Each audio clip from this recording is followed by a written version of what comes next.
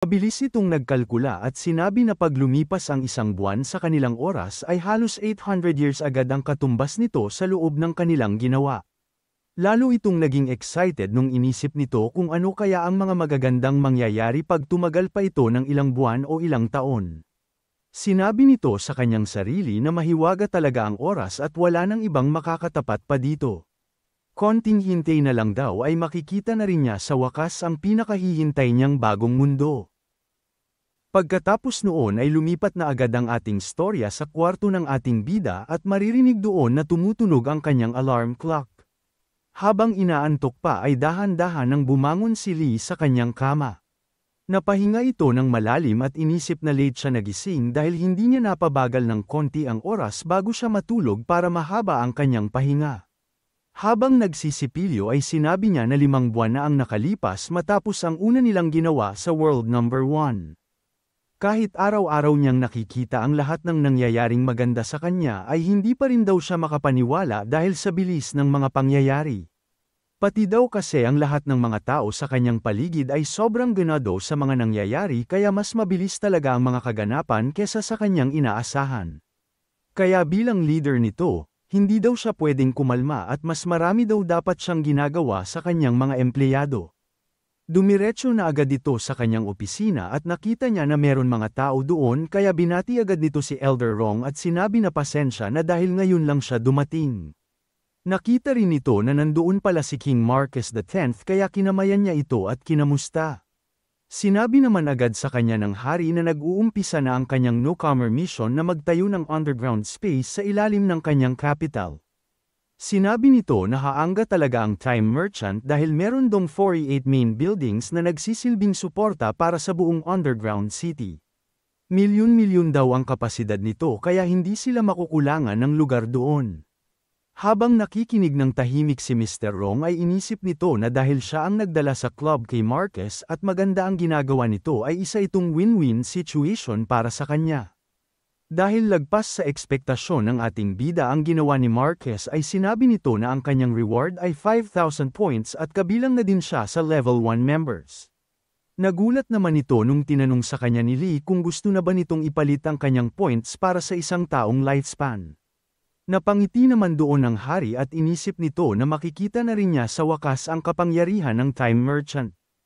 Pero, sasabihin pa lang sana nito na yun ang kanyang gusto ay bigla na lang pumasok si Yuki sa opisina. Nagmamadali itong nanghingi ng tawad dahil meron daw siyang kailangang sabihin. Alam daw niya na hindi maganda ang manggialam sa usapan ng iba pero ang ating bida daw mismo ang nagsabi na number 1 priority ang world number 1. Nung narinig yun ni Elder Rong ay agad nitong inisip na ngayon lang niya narinig ang salitang yun at meron na naman sigurong magandang ginagawa ang kanilang boss. At dahil hindi ito nakarating sa kanilang pamilya ay hindi pa daw siguro ganun kataas ang kanilang level para sabihin niya ito sa kanila. Bigla naman itong natigil sa kanyang iniisip dahil dumating na din doon si Mr. Gaoming at sinabi nito sa kanilang boss na meron siyang dala para sa kanya. Nung nagkita ang dalawang matanda ay nagkatinginan muna ito pero nung sinubukang hawakan ni Rong ang dala ni Gaoming ay bigla niya itong iniwas. Sinabi naman sa kanya ng ating bida na hindi niya kailangang mag-alala kay Elder Rong dahil isa itong mahalagang customer at representative ng Eternal Club. Nung naging ayos na ang lahat, sinabi na ni Lee sa kanya na pwede na nitong ipakita ang kanyang dala. Pagkalapag nito sa lamesa ay sinabi niya na pagkalipas ng 5 buwan ay nagkaroon na rin ito sa wakas. Sinabi niya na para sa karagatan na ginawa nila, ang katumbas ng 4 na buwan na yon ay mahigit 41,000 years. Nung binuksan nito ang kanyang dala ay dahan-dahan na nitong inalis ang nasa loob nito. Habang nanunood si Rong ay iniisip nito na parang wala silang karapatang makita yon. Pero, hindi naman daw sila pinaalis doon ng ating bida bago sila mag-usap kaya ayos lang naman siguro ito. Naiinis lang ito ng konti dahil sobrang galing kasi niyang bamasa ng mga tao pero pagdating sa kanilang boss ay hindi talaga nito makita ang kanyang iniisip. Nagsalita naman na ulit si Gaoming at sinabi na makalipas ang 4 na buwan nilang paghahanap sa milyon-milyong macromolecules ay nakahanap na rin sila sa wakas ng unang cell na naubo at tinawag nila itong prokaryotes.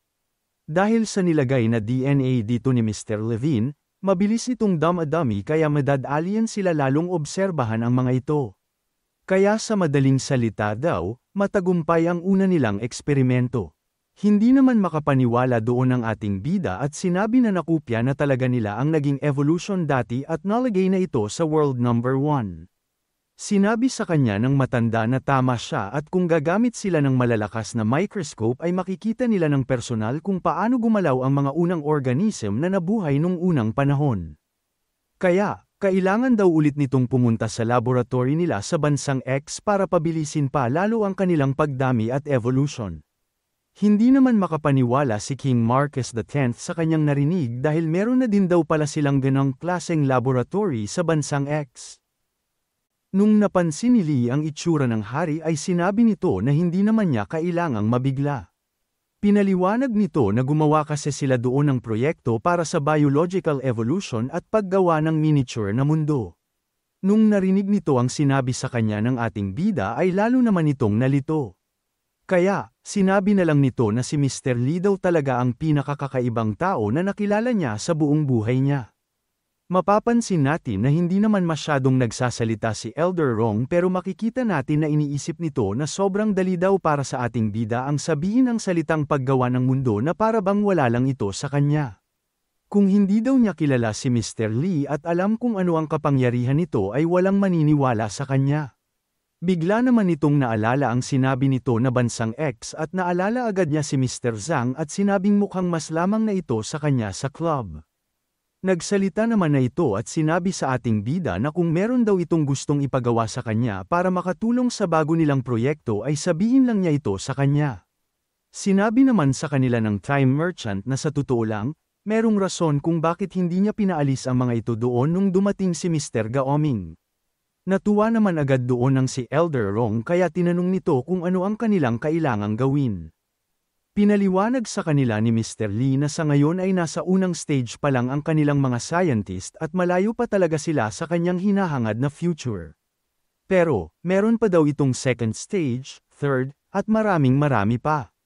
Pag dumating daw ang araw na yun ay magsasama-sama ang lahat ng makukuha nilang mga talentadong tao sa iisang lugar. Kaya, kakailanganin nila isang magandang lugar para doon sila makagawa ng walang istorbo. Iyon daw ang ginagawang underground base ni King Marcus X sa kanyang bansa kaya sinabi nito na iaasa na lang daw niya ito sa kanya. Sinabi naman sa kanya ng hari na gagawin niya ang lahat para mapaganda pa ito lalo para sa kanilang Eternal Club.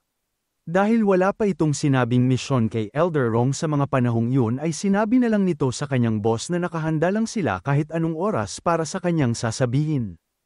Nung ayos na ang lahat ay sinabi na ulit ng time merchant kay Marcus na meron pa siyang isang taong lifespan na ipapasa sa kanya. Kaya, napangiti na ulit ang hari dahil ang akala nito ay nakalimutan na ito ng ating bida. Habang ginawa na ito ni Lee ay makikita natin na merong mga naglalakad papunta sa kanyang opisina at sinasabi ni Yuki sa kanila na hindi daw nito inaasahang makakabalik sila agad. Yun pala ang mga time representative ng Eternal Club at makikita nating sinasabi ni Sadie kay Yuki na kung gusto niyang magkapera ng mabilis ay lumipat na lang daw ito sa kanilang trabaho. Ngumiti naman ito sa babae at sinabing magaling siya sa kanyang trabaho at hindi na nito hinahangad ang mas malaking sahod kaya masaya na siya na pinagsisilbihan si Mr. Lee ng malapitan. Nung malapit na sila sa pinto ay sakto namang lumalabas doon sila Rong kaya nagkasalubong ang mga ito. Kinamusta naman ito agad ng secretary kaya sinabi sa kanya ng matanda na ayos lang ito at pinaalala na kung merong utos ang kanilang boss sa hinaharap ay sabihin niya ito agad sa kanya kung ayos lang. Nung naglakad na paalis si Elder Rong ay sinabi ng isa sa kanila na parang pamilyar daw ang itsura ng matandang yun. Pagdating sa labas ng mga ito ay napansin ng kanyang pamangkin na hindi nagsasalita ang kanyang uncle kaya tinanong nito kung ano ang kanyang iniisip. Sinabi nito na ngayon lang daw niya nakita ang mga taong nakasalubong nila kanina kaya inisip nito na bumibilis na talagang mag-advance ang kanilang club pero parang hindi daw sila nakakasabay dito. Kaya, tinanong nito ang kanyang pamangkin kung meron na daw bang sagot sa kanila ang pamilyang Kong. Sinabi naman sa kanyang nito na pumayag na itong makipagkita sa kanila at dadating daw sila doon bukas ng hapon. Hindi naman nito alam kung bakit gustong makipagkita ng kanyang uncle sa mga kung kaya tinanong nito kung balak ba niya itong isali sa Eternal Club. Nakangiti naman itong sinabi sa lalaki na kilala ang kung family sa industriya ng banking sa buong mundo. Pag pinakilala daw niya ito sa kanilang boss ay magkakaroon din sila ng pagkakataong makagawa ng underground base kagaya ng ibang members. Pag nangyari daw yun ay makakasabay na ulit sila at hindi na sila mapag-iiwanan sa kanilang club. Bumalik naman na ang ating storya sa opisina ng ating bida at makikita natin na nakapila na ang kanyang mga time representative sa kanyang harapan. Dahil bago lang si Sadie ay tinanong siya ng time merchant kung ayos lang ba ang trabahong yun para sa kanya. Dahil kung hindi, pwede pa rin naman daw siyang bumalik sa pagiging sundalo sa ilalim ni Feng Hao. Sinabi naman nito sa kanyang boss na wala siyang naging problema at mayabang pang sinabi na matutuwa siya sa kanyang makikita. Dahil doon ay inumpisahan na agad ni Lee ang pagtingin sa kanilang mga status para makita kung ilan ang kanilang mga nakuhang oras. Nung nakita niya ang Kila Zhao at Wang ay sinabi nito na wala naman masyadong nabago doon. Pero, nung nakita nito ang kay Baoshan ay nabigla ito dahil halos 200 years lang ang nakuha nitong oras. Pero, nawala naman agad ang inis nito dahil nakita niya na lagpas 10,000 ang oras na nakuha ni Sadie. Mayabang naman itong ngumiti sa ating bida at tinanong kung masaya ba ito sa kanyang resulta. Sinabi naman sa kanya ng time merchant na hindi niya inaasahang magagawa ito ni Sadie pero masaya daw itong surpresa. Nang hingi ito ng tawad sa babae dahil minaliit daw nito ang kanyang kakayanan pero kailangan daw niyang malaman kung paano niya ito nagawa. Sinabi sa kanya ni Sadie na simple lang ang kanyang mga ginawa. Pumunta daw ito sa isang bansa na sobrang daming tao na merong mahigit 80% ng nakatira doon ay sobrang hirap. Dahil halos wala daw karapatan ang mga babae sa ganong mga klase ng lugar ay mas madali siyang nakalapit sa mga ito. Kaya, madali daw niyang nakuha ang kanilang tiwala at dahil gagawin nila ang lahat para magkaroon ng pera ay hindi na sila nagdalawang isip sa kanyang alok. Pero, sinabi nito sa ating bida na lumagpas ito ng sobra sa kanyang budget kaya kung hindi daw ito gusto ni Lee ay pwede naman niyang babaan ang kanyang bigay sa susunod. Nakangiti namang sinabi ng time merchant na tama nga si Feng na matalas nga ang bibig ni Sadie pero may kabuluhan naman ang mga sinasabi nito. Kaya, pinaalala niya sa lahat ng nandoon na wala siyang pakialam sa pera. Gawin daw nila kung ano ang kailangan nilang gawin at wag na wag daw nilang iintindihin ang gagastusin nila. Nung naintindihan naman na ito ng lahat ay sinabi na sa kanila ng boss na oras na para kunin ito ang lahat ng kanilang nabiling oras. Ginamit na agad ng ating bida ang kanyang kapangyarihan at makikita natin na dahan-dahan ang nahihigop ang oras sa kanilang mga katawan. Makikita doon na nagliwanag na ang buong opisina ni Lee dahil sa dami ng kanyang kinukuhang oras. Bigla naman itong nagulat dahil parang meron daw siyang nakitang tao. Kinusat nito ang kanyang mga mata dahil akala nito ay namamalikmata lang siya pero nung tinignan niya ito ulit ay merong ngang nakatayo sa kanyang harapan. Hindi naman ito makapaniwala dahil nung nawala ang ilaw sa katawan nito ay nakita niya ang kanyang sarili. Bigla itong nagsalita at sinabi sa totoo nating bida na dahil 100,000 na ang kanyang oras ay marami nang magbabago. Nagdikit ang kanilang mga daliri at sinabi nito na ipapakita nito sa kanya ang lahat ng kailangan niyang makita. Makalipas ang ilang sandali ay dahan-dahan na itong damilat at inisip na nakita na niya ang lahat ng pwede niyang magawa sa hinaharap. Dahil meron na daw siyang 100,000 years ay lumakas na naman ang kanyang kapangyarihan pero hindi pa daw niya alam kung kakayanin agad niya itong gawin. Ang sigurado lang daw siya ay pwede na niyang baguhin ng konti ang rules ng kanyang kapangyarihan para mas maging beneficial ito para sa kanya at kanilang club. Tumingin ito sa kanyang mga kasama at inisip na paano kaya kung gawin talaga niyang time salesman ang mga ito. Kung magagawa daw niya ito ay mas magiging epektibo sila dahil hindi na sila kukuha pa ng pera sa club dahil pwede na rin silang magbenta ng oras at magkaroon ng sariling pera. Habang iniisip nito ang lahat ng pwede niyang gawin ay nakangiti nitong sinabi na lalong nagiging exciting ang lahat. Nag-isip naman ang ating bida ng mabuti kung paano niya ito gagawin at makalipas lamang ang ilang sandali ay nakagawa na siya ng mga bagong kontrata para sa kanyang mga representatives. Papayagan daw muna niya ang mga ito na magbenta lang ng hanggang 1 taon ng oras sa mga tao sa umpisa. Dahil doon, kahit hindi sila nakakapagpabilis at bagal ng oras ay pwede pa rin silang matawag na time merchants dahil nakakapag-buy and sell na talaga sila ng oras. Iyon daw ang resulta ng pagbali nito ng konti sa rules ng kanyang kapangyarihan. Dati daw ay isa lamang siyang vessel ng oras pero ngayon ay kaya na daw niyang kontrolin ang rules kung paano niya ito gagamitin. Sinabi nito sa kanyang sarili na malaking tulong ang kapangyarihan niyang iyon para lalo silang mag-advance sa world number 1. Pero kahit lumakas na naman daw ang kanyang kapangyarihan, kailangan daw niyang alalahanin na hindi siya pwedeng makampante kahit na anong mangyari. Bigla naman itong natigil sa kanyang iniisip dahil pumasok sa kanyang opisina si Yuki at sinabi nito na handa na daw si Feng Hao. Tumayo naman agad si Lee at pagdating nito sa harap ay nakita niya agad na nag-aabang na nga sa kanya si Feng. Habang pumapasok ng sasakyan ay tinanong ng ating bida kung nasaan na sila Mr. Tang. Sinabi naman sa kanya nito na maaga silang gumising at umalis agad papunta sa airport para mauna na daw sila doon. Inisip naman ng ating bida na excited talaga ang mga ito kaya kailangan na din agad nilang sumunod sa kanila. Dahil doon ay nag-drive na agad si Feng Hao para hindi sila abutan ng traffic. Makikita naman natin na meron palang nag-aabang sa kanila sa labas ng kanilang headquarters at sinabi ng isa dito na yun pala ang pinag-uusapan ng lahat na si Zero. Para lamang daw itong isang mayaman na binata na walang alam sa buhay. Tinignan naman siya agad ng kanyang kasama at sinabing wag daw nitong kalimutan ang mga kaya nitong gawin. Bago pa lang ito makasagot ay narinig nilang dalawa sa radyo na sinabi ng kanilang kasama na nasa strike zone na daw si Zero. Nagkatinginan naman ang dalawang ito nung tinanong sa kanila ng kumausap sa kanila kung haharangyan ba nila ito o hindi. Hindi naman na nag-isip pa ng malalim ang isa at sinabing hindi nila kailangang matakot kaya simulan na daw nila ang misyon. Yumuko na lang ang kanyang kasama at sinabi na wala naman siyang magagawa doon dahil siya kasi ang leader ng operasyong iyon. Pero, bago daw sila mag-umpisa ay kailangan muna niya itong paalalahanan.